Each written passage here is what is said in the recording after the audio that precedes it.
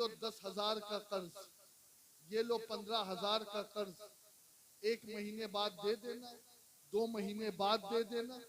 आपने 2 महीने बाद 20,000 का कर्ज दिया, तो फिर उसने 50,000 का कर्ज दे दिया, का और बाद में दे देना। फिर मामला यहाँ तक चला कि फिर इंटरेस्ट और इस किस्म की, और फिर दोस्तों बातें बहुत दूर तक निकली है। मर्द तक ये बातें औरतें आने भी नहीं देती। वजह ये है कि उस कर्ज देने वाले उस इदारे की पॉलिसी ये है कि वो किसी मर्द को उस मीटिंग में आने की इजाजत ही नहीं देता। वहां सिर्फ मुस्लिम या गैर मुस्लिम खवातीन ही होती है। और फिर दोस्तों इस पैसे चुकाने के चक्कर में सिर्फ पैसे नहीं जाते, आबरूएं भी नीलाम होती है। और अल्लाह माफ करे जो आबरूओं का सौदा ना करे, फिर उन बच्चियों को जान से भी जाना पड़ता है। आज मुआशरे में ये हो रहा है। हाँ, बल्कि एक आदमी तो मुझे रो रो करके बता रहा था कि ये बात हमारी आंखों देखी है कि एक शख्स अपने छोटे से बच्ची को गोद में लेकर के वो घर के बाहर निकला और एक दरिंदा उसकी बीवी के साथ घर में दाखिल हुआ, सिर्फ इसलिए कि थोड़ी सी दुनिया की लालच की वजह से उस बहन ने कर्ज ले लिया था। मैं कहता हूं क्या जरूरत है तुम्हें? अरे मेरी बहनों सुनो सुनो, आपके लिए रोल मॉडल अगर है तो सैयदा ज़हरा पाक की जिंदगी है। सुभान अल्लाह। उम्मुल मोमिनीन सैयदतुना खदीजतुल कुबरा और आयशा सिद्दीका की जिंदगी है। अरे देखो ना, 3-3 दिन उनके घर में चूल्हे नहीं जल रहे, फिर भी सब्र और शुक्र से जिंदगी गुजार रही है। आज अल्लाह ने क्या कमी दे रखी है तुम्हें? लालच, दिखावा, कंपटीशन। उसकी बीवी के पास कार है, मैं भी अपने शोहर को कार के लिए फोर्स करूं। उसके पास इतना जेवर है, मैं भी जेवर पहनूं। वो इतने कीमती लिबास पहन रही है, मैं भी पहनूं। इतने कीमती ज्वेलरी। मैं कहता हूं ऐ मेरी बहनों, कब्र की मिट्टी में जाकर के तुम्हें सोना है, और जब कब्र में जाओगी तो ना सोना साथ आएगा ना ज्वेलरी साथ आएगी, तुम्हारे अमाल तुम्हारे साथ आएंगे। दुनिया की लालच में मत फंसो। ये जो डाकू और ये जो डकैत मुआशरे में फिर रहे हैं तुम्हें लोन देने के नाम पर, ये लोन नहीं है, ये तुम्हें मुर्तद बनाने की साजिशें हैं। ये तुम्हारी आबरूओं को लूटने का एक प्लान है। ये तुम्हारी इज्जतों को दाव पर लगाने का एक मंसूबा है। और मैं यहाँ पर एक चीज कहूंगा, हमारी कौम के उन पैसे वालों से कहूंगा, जब सूद के दलदल में फंस करके कई बच्चे कई बच्चियां खुदकुशी कर रहे हैं और अपने हाथ जान से भी हाथ धो रहे हैं, और कुछ जगहों पर माअज़ल्लाह उनकी आबरूओं का भी सौदा हो रहा है, क्या इस वक्त जरूरी नहीं है कि एक ऐसा इदारा हम कायम करें कि उस इदारे में आए कोई गरीब बच्चा, कोई गरीब बच्ची, किसी के घर में शादी की जरूरत है, किसी के घर में कोई और परेशानी है, किसी के घर में कोई बीमार है, इलाज के लिए पैसा नहीं, तो उस जगह पर बगैर सूद के उन मुसलमान बच्चियों को कर्जा दिया जाए। बहुत अच्छा पैगाम है, बेशक कर्जा दिया जाए। मैं ये नहीं कह रहा हूं दान करूं, एक मियाद मुकर्रर करूं, इसलिए कि दूसरी तरफ उस कर्जे के नाम पर जो कुछ हो रहा है वो हमारी निगाहों के बहुत सारी बातें तो ऐसी है, चूंकि यहाँ पर मेरी माँ बहनें भी बैठी है तो मैं माइक पर वो बातें कह भी नहीं सकता खुलकर, लेकिन सुनो, इस दर्द को महसूस करो। आप ये मत देखो कौन बोल रहा है, मैं तो एक बेमाया हूं, फकीर बेहुनर हूं, सगे बारगाह गौसियत में आपका, लेकिन बस मेरा जो दर्द है ना, उस दर्द को समझने की कोशिश करो। आज सूद के कारोबार ने पूरे माशरे को बदहाल कर दिया है। बेशक बेशक। निकलो इस बला से, निकलो इस मुसीबत से, निकलो इस आफत से, और याद रखो दो ऐसे लोग हैं जिनके बारे में अल्लाह खुद ऐलान जंग फरमाता। बेशक बेशक एक हदीस कुदसी में वो लोग जो वलियों से दुश्मनी करे, अल्लाह के दोस्तों से दुश्मनी करे, जो अल्लाह के नेक बंदों से दुश्मनी करे, अल्लाह फरमाता मैं उन्हें ऐलाने जंग देता। और दूसरा वो जो सूद का लेन देन करता है, ब्याज का कारोबार करता है, आज फैशन बन चुका है। बल्कि माफ करना, ये तो मैंने उन इदारों की तरफ इशारे किए कि जो इदारे गैरों के हैं, लेकिन हमारे बहुत सारे पूंजीपति मुसलमान भी ऐसे हैं कि जिनके घर का गुजर बसर ही इस वक्त सूद के पैसों पे चल रहा है। तुम्हें शर्म नहीं आती? तुम्हें हया नहीं आती? अल्लाह फरमाता है कि जो सूद का लेन देन करेगा मैं रब उसे ऐलाने जंग करता। ना दुनिया में सलामत रह पाओगे, ना आखिरत तुम्हारी अच्छी होगी। इसलिए कि अल्लाह जिसे ऐलाने जंग दे, क्या वो बच सकता? अव्वल तो अल्लाह की शान ही ये नहीं है कि वो अपने बंदों को जंग के लिए बुलाए, इसलिए कि कहां हम जैसे कमजोर और कहां वो कुव्वत वाला अजमत वाला रब। लेकिन उसने आपको और मुझको समझाने के लिए ये बताया, कभी मेरे वलियों से दुश्मनी मत पाल लेना, कभी सूद की तरफ अपने हाथ को मत बढ़ाना। ये हाथ जो सूद की तरफ बढ़ रहा है, बल्कि यहां तक कहा गया कि 36 मर्तबा अपनी मां से जिना करने से भी बुरा है कि कोई आदमी सूद का एक लुकमा खाए। बेशक बेशक। अस्तगफिरुल्लाह।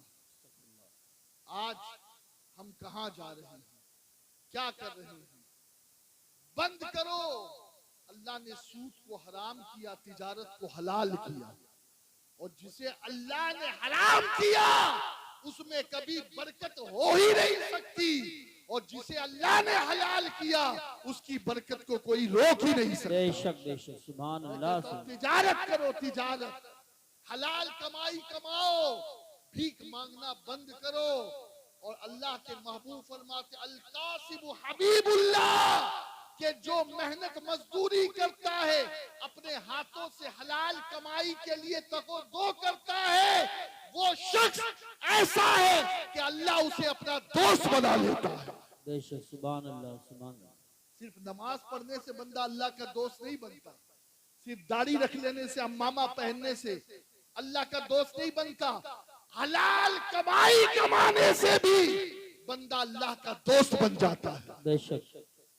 हाँ, तो मैं अर्ज ये कर रहा था कि दीनदार की पहली सिफत कुरान ने बयान की। क्या बयान की? कि वो यतीम को धुतकारता नहीं।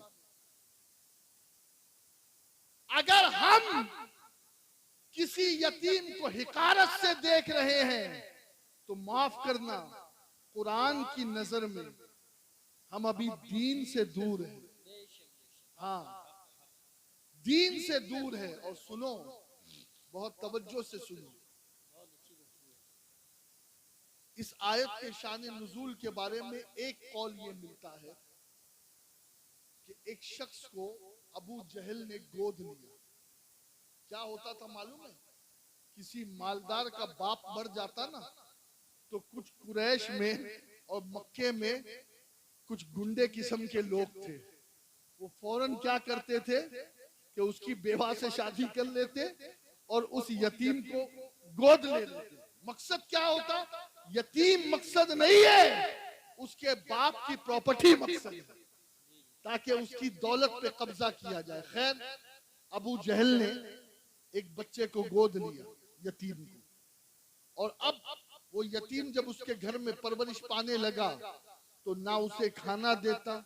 एक मर्तबा उसने कपड़ा मांगा तो अबू जहल ने उसे धुतकार के भगा दिया। अब वो कई लोगों के पास गया, जब लोगों ने अबू जहल का नाम सुना तो सब पीछे हट गए, सब डरते थे ना, आज भी लोग गुंडों से डरते। हाँ, तो उस वक्त मक्के के सबसे बड़े गुंडे का नाम अबू जहल जी। अब हुआ क्या? हुआ ये कि वो घूमता घूमता मेरे नबी के पास आया। बेशक अल्लाह के नबी अलैहिस्सलातो तस्लीम के पास भेजने की सलाह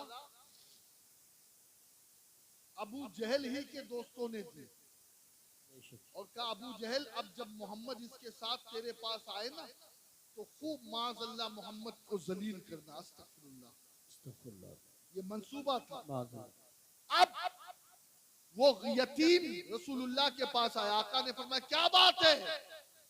कहा आप कौन है? कहा मैं मोहम्मद हूं। कहा ऐसे ऐसे फला मक्के के एक शख्स ने मेरे बाप के मरने के बाद मेरे बाप की दौलत पर कब्जा कर लिया और मुझे किफालत में ले लिया, लेकिन मेरा हक मुझे नहीं देता। आका ने कहा चल मेरे साथ। सुभान अल्लाह सुभान अल्लाह। हुजूर ने ये नहीं पूछा कि तूने कलमा पढ़ा है या नहीं पढ़ा है, तेरा बाप कलमा पढ़ता था या नहीं पढ़ता था। हाँ, मेरे नबी ने बता दिया कि अगर बात इंसाफ की है तो मोहम्मद हर इंसान के साथ चलने को तैयार सुभान है। अल्लाह सुभान अल्लाह माशाअल्लाह। हमारा नबी कितना अजीम है यार, कितना अजीम है। अब अल्लाह के नबी सल्लल्लाहु अलैहि वसल्लम उस बच्चे के साथ अबू जहल के घर पहुंचे। अबू जहल ने पूछा कौन? कहा मैं मोहम्मद। कहा कैसे आना हुआ? कहा तुमने ये यतीम का माल जो हड़प लिया है इसका माल इसे दो। अबू जहल भीगी बिल्ली बन गया, फौरन गया और वो माल लेकर के रसूलुल्लाह सल्लल्लाहु अलैहि वसल्लम की बारगाह में पेश किया। हुजूर ने वो माल लिया और उस यतीम को दिया और आका पलट गए।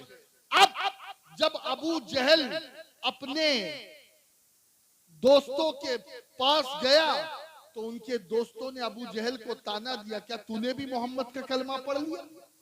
क्या तूने भी माज़अल्लाह उनके दीन को कबूल कर लिया? बड़ी बड़ी ढींगे मारता था।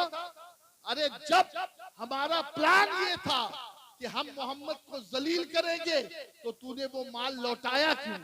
तूने मोहम्मद की बात मानी क्यों? वो अबू जहल क्या कहता है सुनो, वो कहता है अरे जब मोहम्मद मेरे पास आए सल्लल्लाहु अलैहि वसल्लम, आप भी पढ़ लिया करें। हाँ, हुजूर का जब भी नाम आए तो क्या करें? क्या कहें? सल्लल्लाहु अलैहि वसल्लम। हुजूर फरमाते जो मेरा नाम आए और मुझ पर दुरूद पढ़ना भूल गया तो वो जन्नत का रास्ता भूल गया। अल्लाह अकबर। तो हुजूर का जब भी नाम आए तो जरा बुलंद आवाज से कह दे सल्लल्लाहु अलैहि वसल्लम। अब हुआ ये कि अबू जहल कहता है कि जब वो आया और उसने कहा कि यतीम का माल वापस कर, तो मैंने देखा कि उसके साथ उसके पीछे एक शेर था और उसने अपना मुंह खोले रखा था। अगर मैं मना कर देता तो वो शेर मेरा कचुम्बड़ कर देता, लिहाजा मैं डर करके मैंने वो माल वापस कर दिया और अगर मैं माल वापस ना करता तो वो शेर चीर फाड़ देता। अल्लाह अकबर। आका अलैहिस्सलाम की अल्लाह ने मदद की है रौब के जरिए से। जी, हुजूर की शान में ये है, हुजूर फरमाते मुझे अल्लाह ने नबियों पर 6 बातों में फजीलत दी है। फरमाते सबसे पहले तो ये कि अल्लाह ने मुझे जवामिउल कलिम अता किया। हाँ, जवामिउल कलिम से मुराद कुरान भी है और एक तफसीर ये है कि हुजूर अलैहिस्सलाम कम बोलते थे लेकिन हुजूर के चंद जुमले करोड़ों तकरीरों पे भारी होते थे। बेशक बेशक। दूसरों की करोड़ों बातों पे भारी होते थे। तो जवामिउल कलिम अता किया। आका फरमाते और अल्लाह ने एक शर्त मुझे ये दिया है कि मेरी उम्मत के लिए माले गनीमत को हलाल कर दिया। एक और शर्त अल्लाह ने मुझे ये दिया है कि सारी मखलूक की तरफ मुझे नबी बना करके भेजा गया। सुभान अल्लाह माशाअल्लाह। एक शर्त अल्लाह ने मुझे और ये दिया है कि मेरे लिए पूरी रूए जमीन को मस्जिद बना दिया गया है। सुभान अल्लाह सुभान अल्लाह। आपको पता है पहले जो अंबिया थे और उनकी उम्मतें थी ना तो मखसूस माबद कदे थे, इबादत खाने थे, वो वही नमाज पढ़ सकते थे, इबादत कर सकते थे।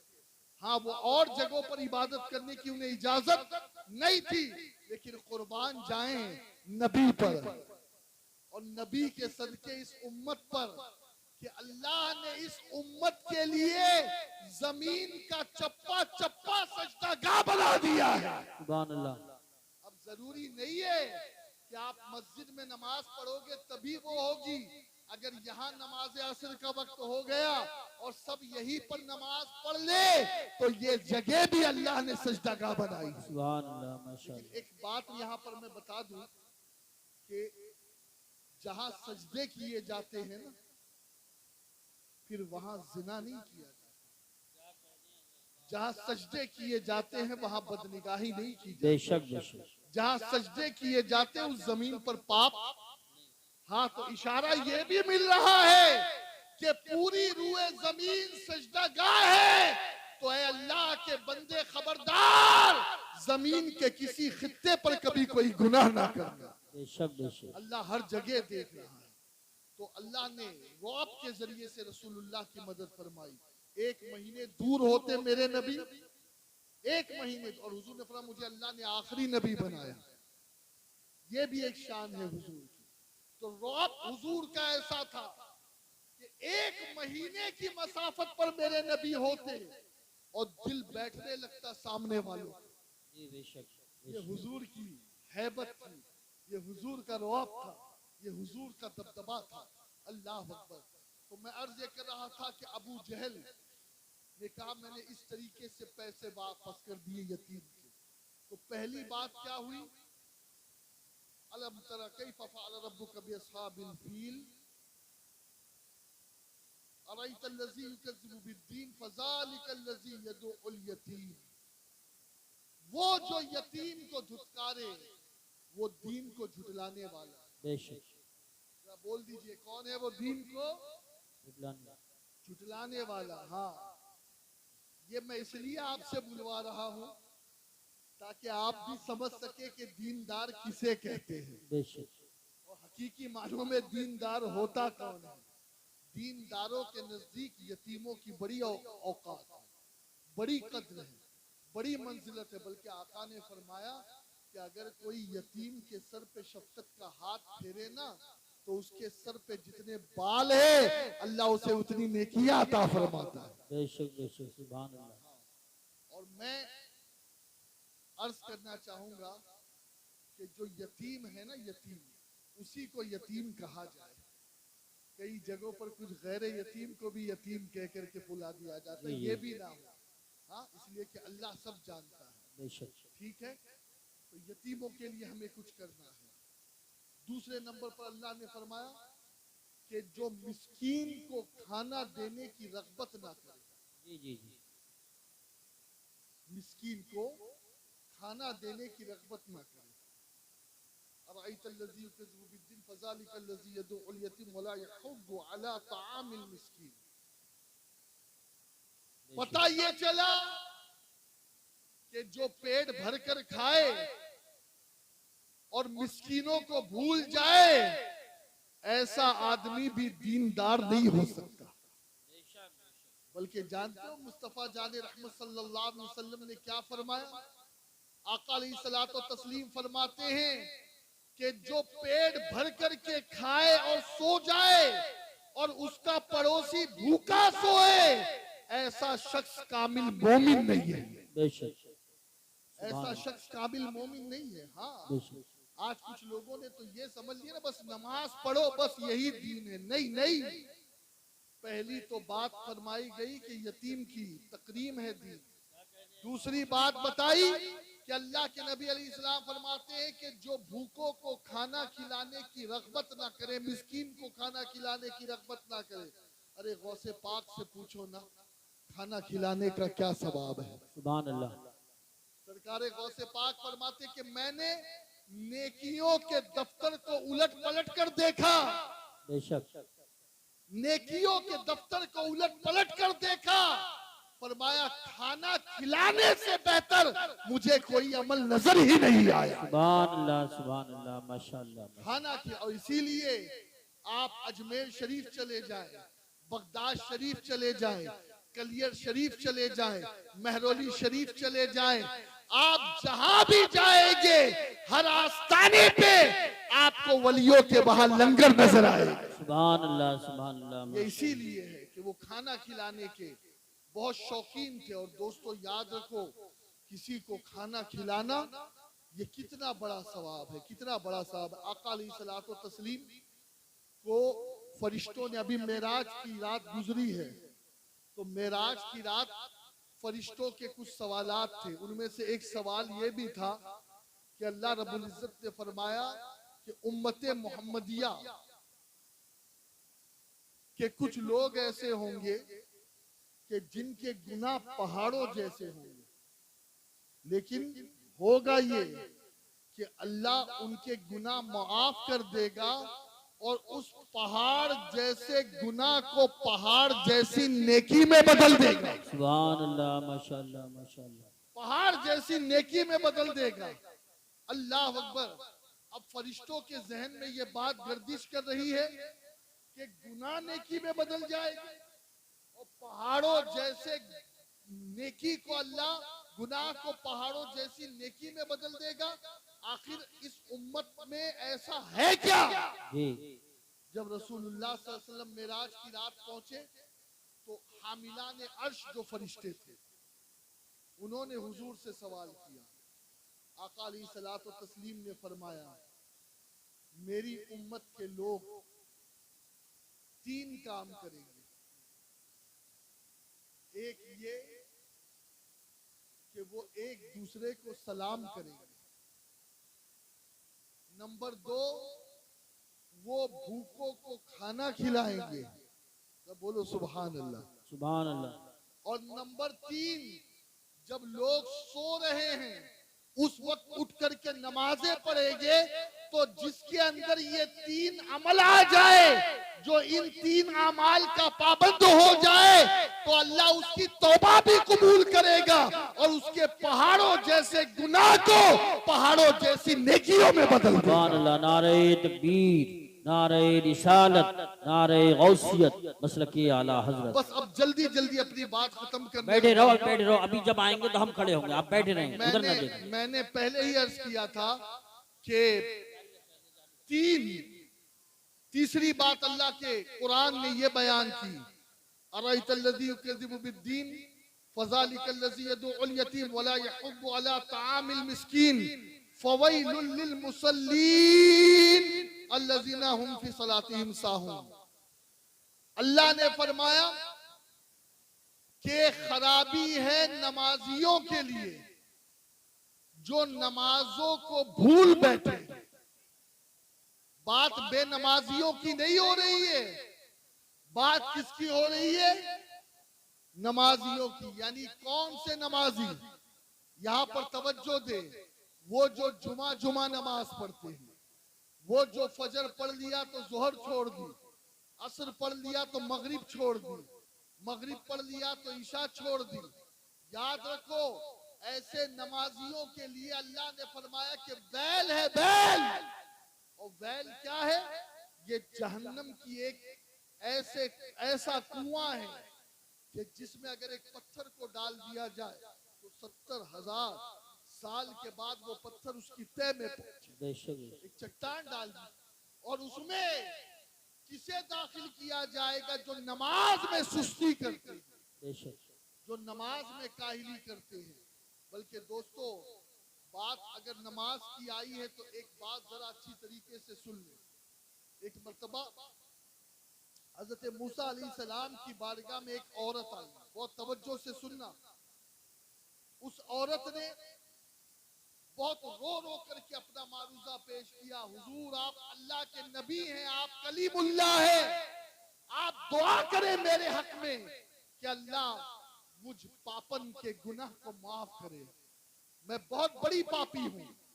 उस औरत ने जब ये बात कही और उसका रोना, उसकी गिरिया देखी हजरत मूसा ने, तो हजरत मूसा ने उस औरत से कहा, ए औरत, आखिर तूने ऐसा क्या कर दिया कि तू इतनी ज्यादा शर्मिंदा है, इतने आंसू बहा रही है, इतना रो रही है? वो औरत कहती है, ए मूसा, बात ये है कि माज़अल्लाह मैंने अपना मुंह काला किया, माज़अल्लाह। और फिर उस ज़िना की वजह से जो हमल ठहरा, औलाद पैदा हुई, तो उस औलाद को पैदा होने के बाद मैंने कत्ल कर दिया, मार दिया। माज़अल्लाह। मैंने ये दो बड़े गुनाह किए। पहला गुनाह क्या है? ज़िना। और दूसरा गुनाह अपने बच्चे का, उस नाजायज बच्चे का कत्ल। अल्लाह अकबर। जैसे ही हजरत मूसा अलैहिस्सलाम ने ये बात सुनी, आप जलाल में आ गए।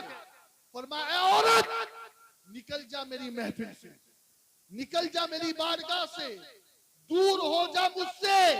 कहीं ऐसा ना हो कि तेरे गुनाह की नहूसत की वजह से अल्लाह का अजाब नाजिल हो और कहीं मैं भी उसमें जो है वो गिरफ्तार ना हो जाऊं। यहाँ पर मैं मेरी बहनों से एक बात कहूंगा, भाइयों से एक बात कहूंगा कि जिना इतना बड़ा पाप है कि मूसा जैसे नबी जानी से करीब बैठने को तैयार नहीं थे।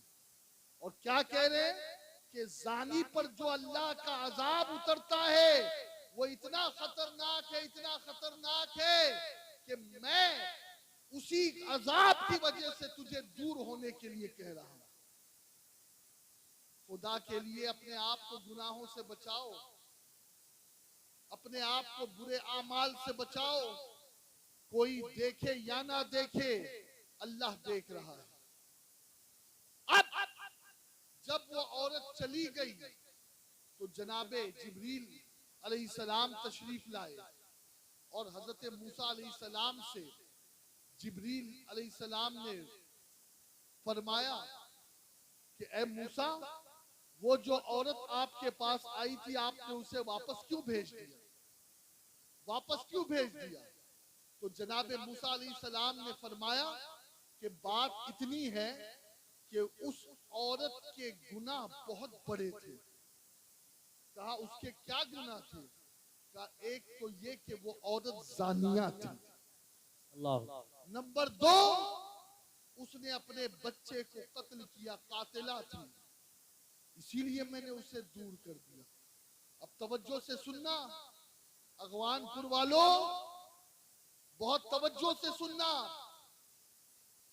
हजरत जिब्रील अर्ज करते हैं कि ए मूसा, क्या मैं तुम्हें उस आदमी के बारे में, उस औरत के बारे में खबर ना दूं कि जिसका गुनाह अल्लाह के नजदीक इस औरत के गुनाह से भी ज्यादा है?